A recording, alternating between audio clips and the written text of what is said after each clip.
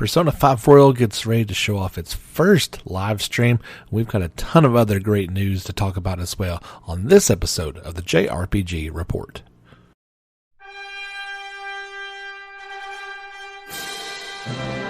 Welcome back, friends. It's time for another episode of the JRPG Report. This is episode 71.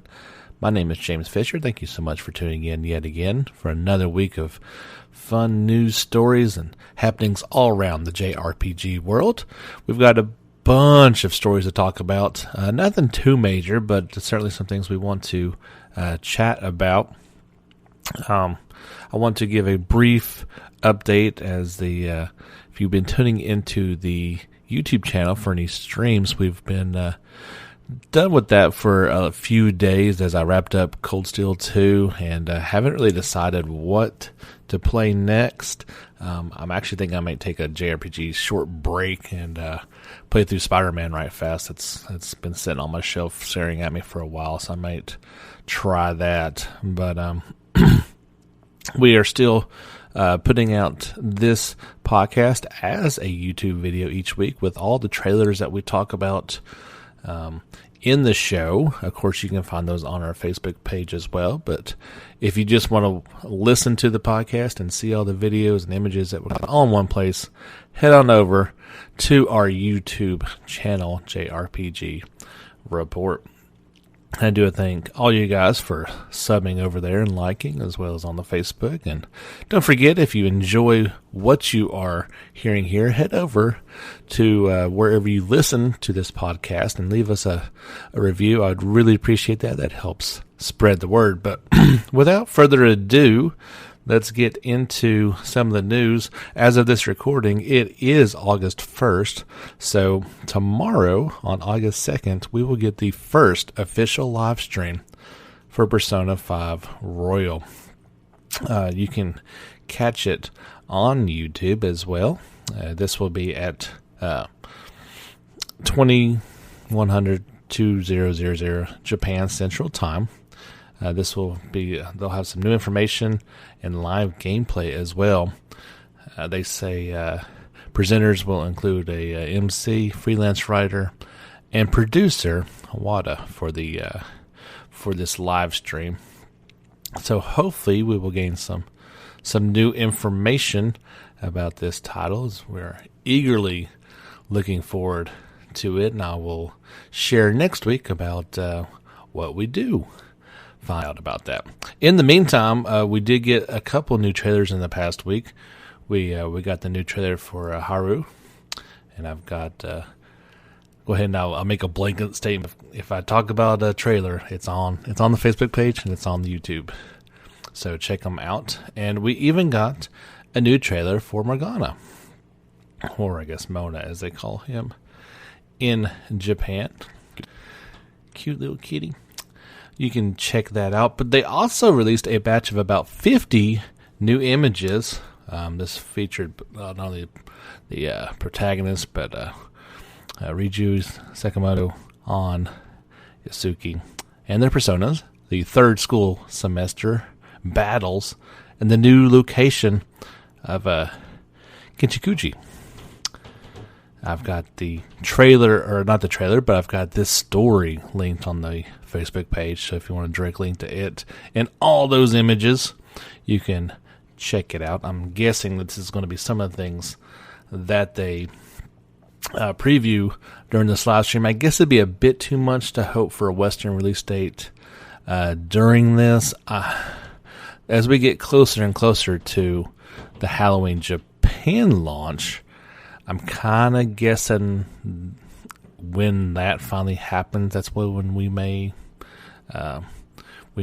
finally get that revealed. If it doesn't come out at Tokyo Game Show, and then or Gamescom, then it'll probably be once that actually happens.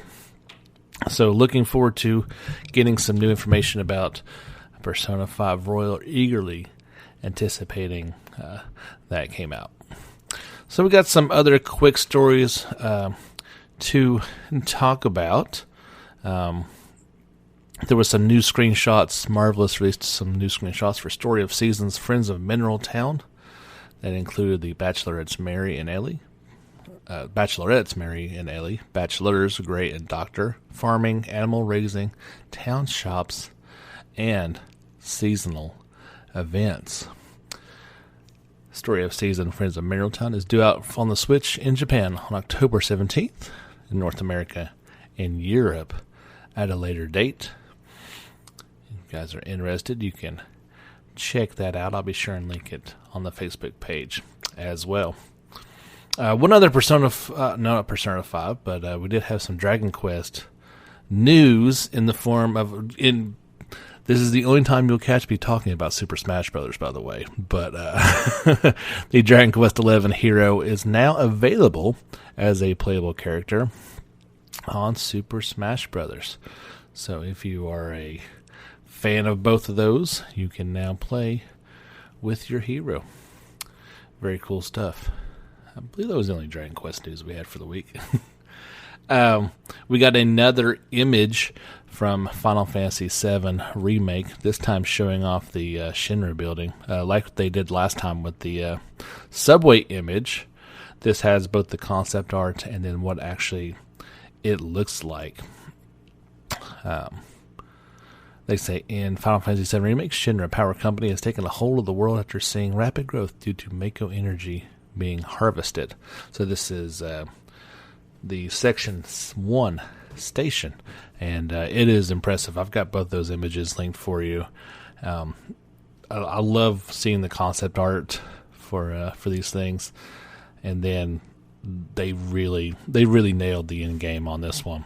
So some more teaser stuff to hold you over until this one finally comes out. There is a new, this is for the Japanese version of Yokai Watch 4. There's a version 1.3 update. This is due out in early August. It adds a sumo wrestler to it. The game, of course, is available in Japan. A Western release is planned, but no date has yet been announced. There's a new trailer for that if you want to check that out. Just had this story pop up today. Genshin Impact, a June-announced open-world RPG from Honkai Impact third developer MiHoYo, will be released for PS4 in addition to its previously announced PC, iOS, and Android platforms worldwide in 2020. This was announced at the PlayStation China Joy 2019 press conference. China Joy is going on as we speak. There's actually a press conference as well today, later on in the afternoon. So I'm imagining some news may trickle out of this event. I was unaware of China Joy before reading this. Perhaps it's a kind of new thing. They're saying that this one will be playable at that festival, which runs from the August 2nd to the 5th. They say this is a open world action game set in a fantasy world, offering players a freely explorable world, multiple playable characters, an in-depth elemental combo-based combat system, and an engaging story. So we got a little bit longer to wait on that one. There was a closed beta test held in June for the PC and smartphone versions of that, but it looks like a really sharp-looking game. I'm unsure when it's going to come out, other than just in 2020, and if this is a free-to-play one or not, I'm not exactly sure, but it looks promising, and we'll keep an eye on that as we learn a little bit more about it. But I've got the launch trailer for that one as well if you want to check it out. Monster Hunter World Iceborne expansion has been announced for PC, and finally know that it will come out in Japan 2020. That's about 4 months after its release on PS4 and Xbox One, which will come out on September the 6th. Not a firm date on it other than just January 2020. So if you're looking forward to Monster Hunter World Iceborne on your PC, you now at least have a release date for it. Several outlets had some gameplay on this, including Eurogamer, Famitsu, Game Informer, Gamers Ride, and IGN, to name a few, VJump as well. So if you want to check that out, there is plenty of places you can see it, just type in the old YouTube and that'll take you to where you want to go. We had some Disgaea news pop up. There is a new trailer for Disgaea 4 Complete Plus, and I believe it is called the Valvatorez for Overlord trailer. He says the former tyrant has been reformed for the better as a new Prinny instructor. So I've got that trailer linked for you guys as well. The trailer is said to introduce the basics of netherworld politics and the man who plans to change it all, Valvatorez. Here's a brief description of his character. He says he's a former tyrant reformed for the better. Now he has eyes on a greater calling to weed out injustice and overthrow the corruptment. His methods may not be the cleanest, but dirtying one's hands to ensure promises are kept serves a noble purpose, don't you think? Disgaea 4 is due out for PS4 on October 29th in North America and Europe, 2 days later on Halloween in Japan. Probably not the best day to launch this one in Japan against Persona 5 Royal. Maybe that gets changed. I would, just put it this way, I would not have made that decision. But, there you go. We talked a few months ago when we were talking about Nippon Ichi's financial troubles. But they had two announcements as far as that goes, and that is that they did finally launch their Game Variety brand for smartphone games in Japan as a part of trying to recoup some lost assets on the game we had talked about a little bit, and that was this JRPG service, and that is going to actually relaunch in November. They had a lot of money sunk into this one, end up causing them some issues, but it looks like everything has been finally worked out, and it'll relaunch in November. They say the game, which was suspended since its March release, has strengthened its framework and added new development partners as of June to work and repair and relaunch the service is fully underway.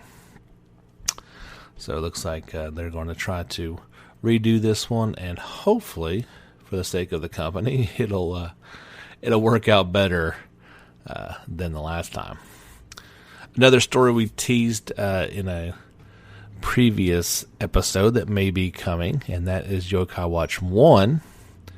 It was formally announced for the Nintendo Switch, and it'll be due out October 10th in Japan. No word yet on a Western release. This is the Switch version of the 2013 release Yokai Watch, featuring high-definition graphics and compatibility with Yokai Art and the DX Yosinken toys. It's going to be coming out both physically and digitally, and we'll keep you posted as we hear any word on this one coming west. There was some footage released from the closed alpha gameplay of Blue Protocol. This was the first look at Bandai Namco's action RPG. The alpha ran from July 26th through the 28th, and now several sources have released some gameplay. It's a lot more, I guess, action than I thought it was going to be, and it certainly looks more like to me to be an action game with RPG elements rather than an action RPG, if you kind of understand what I'm saying. At least that's the way I've always looked at games. So definitely interesting, and it looks like the alpha went pretty well. We'll see how that gets going as we get closer to beta and then a release later on. There was a new trailer for the Arc of Alchemist for the Switch. This version of it will be due out October the 10th in Japan. As previously announced, the Switch version will include the following new features. You control all party members, not just Quinn. Freely form your party, enjoy battle and field traversal while operating your favorite character. Whether it is Sharon, who can attack a group of enemies in one swoop from a distance, or Sandra, who specializes in defense, each character has its own unexpected quirks. They say this version is easier to play by adding high-value items that can be converted into money. It is now easier to fully realize your base, making character development easier as well. Some user interface elements have also been adjusted.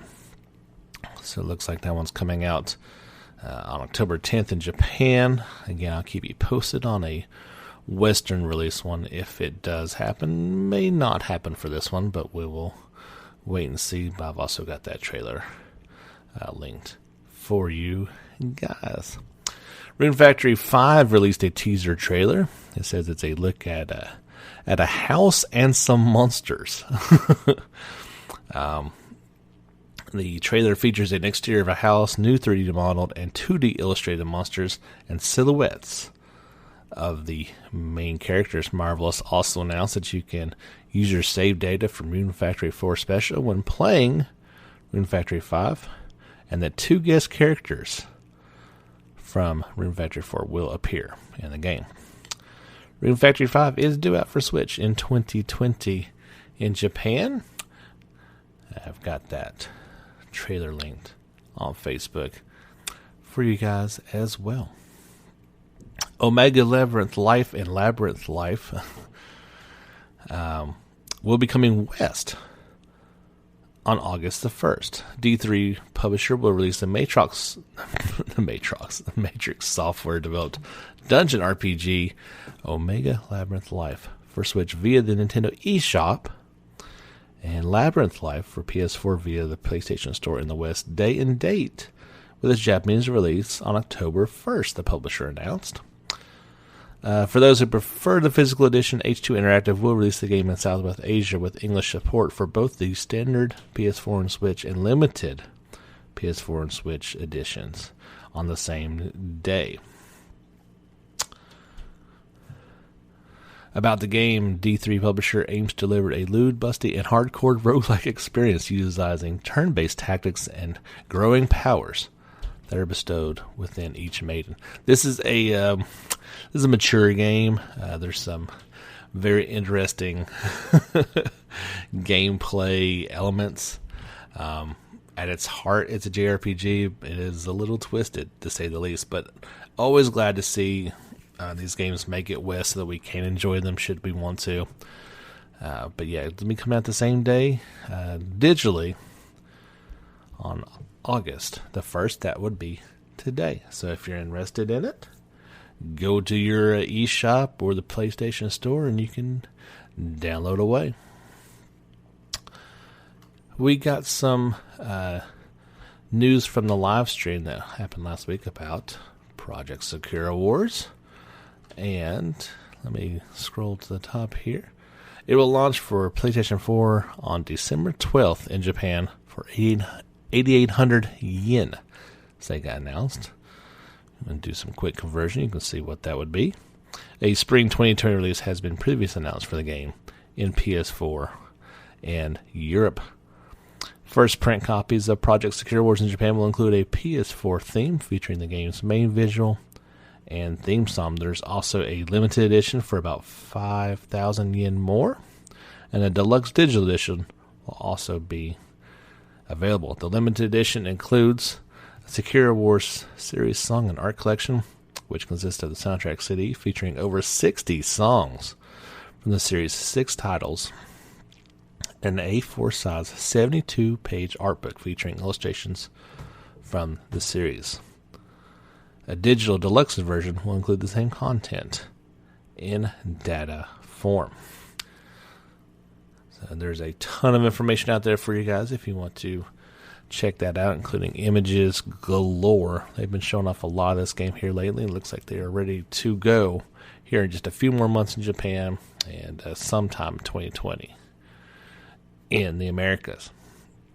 Let's take just a quick break and have a word from our sponsor, Anchor. We'll be right back to finish out this episode of the JRPG Report.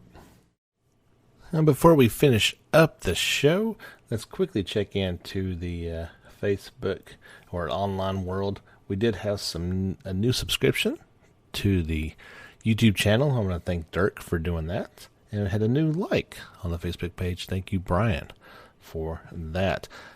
Did have a comment on the Facebook page. I want to quickly ask you guys, or just to ask form a little bit. Reader asked about Town, the Nintendo Switch game, if I'd heard anything about it, and we did talk about this a couple episodes ago when it was absent from E3. They did release a single image about the game, but other than that, it's been really dark on it. So I'm kind of hoping Tokyo Game Show may reveal a little bit more about this title, but I really think that it's going to not be until after Pokemon Sword and Shield comes out that we will learn a little bit more about this title, and I kind of feel like it's going to get a proper name. I think Town was more of just a code name. I may be wrong. They may decide to go with that, but maybe they're kind of trying to rebrand this thing and make it into something more of a fleshed out experience. But rest assured, I'm interested in this one too, so as soon as I hear anything about it, I'll be sure to pass it along to you guys. Code Vein got another new trailer this past week. This one introduces the Great Hammer weapon type, and that is an appropriate title. This thing is monstrous. Like, it's literally the business end of this hammer is about half the size of the playable character. They say the Great Hammer is a powerful weapon with short reach but high attack power and downing ability. How you approach the enemy and hit them with a strong attack is crucial. It's a short trailer, but I've got that guy listed or linked for you guys on the Facebook page. Code Vein is due out for PS4, Xbox One, and PC on September the 27th. I linked this one on Facebook as well for Astral Chain. They got a general overview trailer, and I kind of said it's a Japan game. It has RPG elements. Does that make it a JRPG? Definitely not.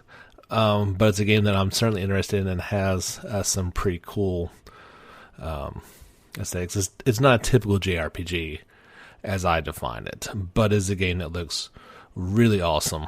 And there's 8 minutes of footage in the trailer, and it's looking sharp, to say the least. We'll not have to wait too much longer, just about a month until that one comes out. We got some information about Dragon Quest Walk, and we'll make this and one other story our mobile. We meant to call this a mobile 2 or 3 minute. So Square Enix had some screenshots and information about Dragon Quest Walk. The game is headed to iOS and Android devices in Japan in 2019. Still no news on a Western release. And they say a mysterious voice guides the protagonist through a world that fuses the game's reality with the real world. Maps are colorful renditions of the player's current location, with creatures and lore that stem from the Dragon Quest franchise. Players can mark and place a home hub anywhere on the map. They will be able to team up with others playing the game to take on dungeons and event monsters. There will be objectives scattered across the map that progress Dragon Quest Walk's main story. To activate these quests, players will have to walk to the designated locations. Monsters will be visible on the map, and players can opt to battle them for experience. New monsters the players encounter get added to the game's bestiary. Recovery spots resembling shining pots will also pop up on the map, so players can replenish their HP and MP pools. Very promising looking game. I really hope this one comes to the West. I don't have a lot of faith that it will, but should it come, I will be one of the first ones to download it. Games actually coming to the West is Digimon Re-Arise. Re-Arise, good grief. Re-Arise. It is coming to the West sometime later this year. It first launched for smartphones in Japan last June, and they announced that this will be coming to iOS and Android sometime in 2019. Publisher Bandai Namco announced. Pre-registration is available on the App Store and Google Play. It should be known that the App Store lists the game for release on October 21st.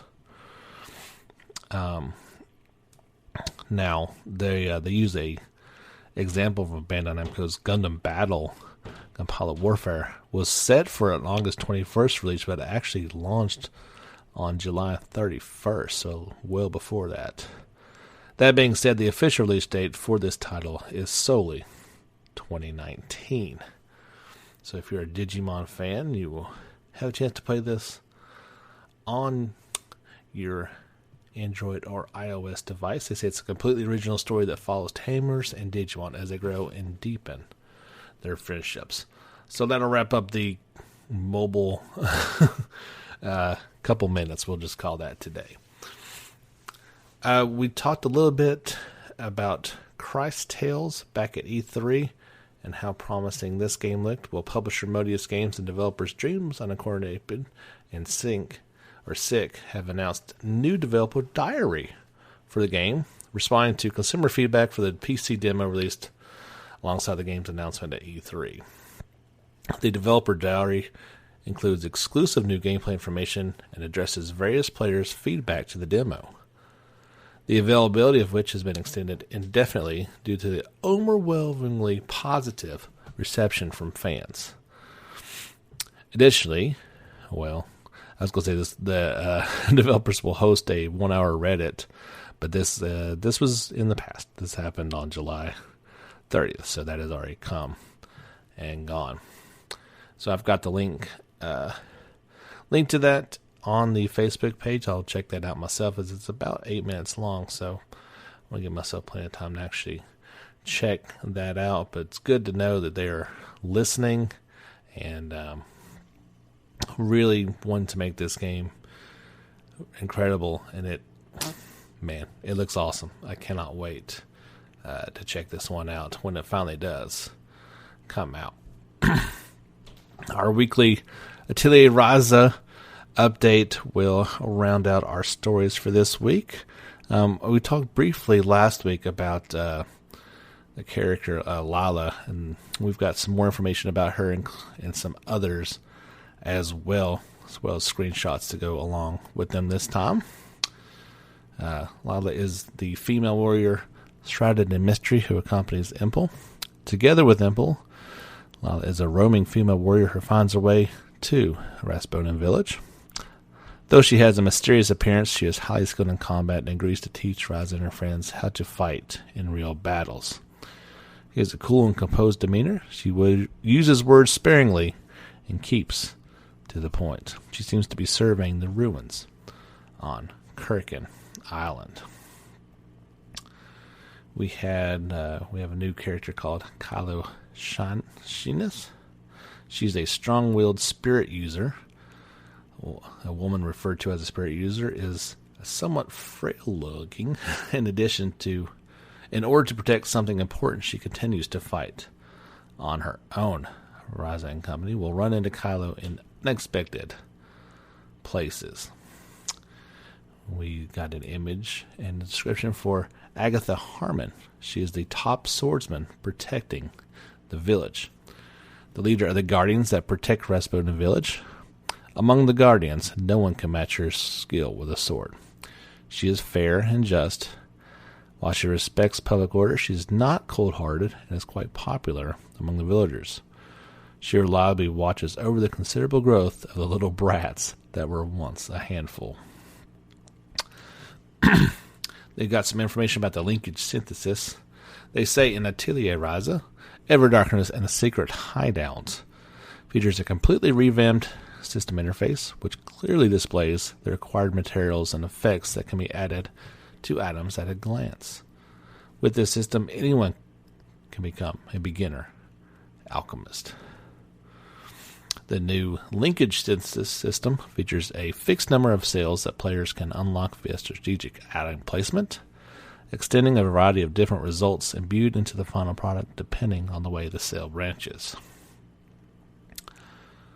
They have some tips for beginners and experts in this as well. Tons of really good images to go along with each one of these things. They've got the item rebuild system process allows for synthesized items to be used again during synthesis. So they're really fleshing out this system and introducing players to it before any of this goes out there. I've got a couple of videos, well, first for the item rebuild and for the linkage system, and I'll link those on the Facebook page as well for you guys to check out.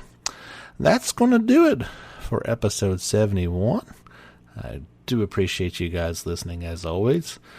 Quick note that I said that we were going to do the Sunday special, and that's kind of just something I'm going to put off for a couple weeks. The little one starts school here in a few weeks, and so things have been a little hectic, and I'm thinking that once she's in school all day, I'll have much more time to record those and make them more of a regular thing. So give me about 2 or 3 weeks and we'll start that series back up. I do appreciate your initial interest in that, and hopefully we can get that going here real soon. But don't fret, we will always have your weekly JRPG report here each and every week. I try to get those out on Wednesdays. Sometimes, like today, it slips till Thursday, but that's the way life goes.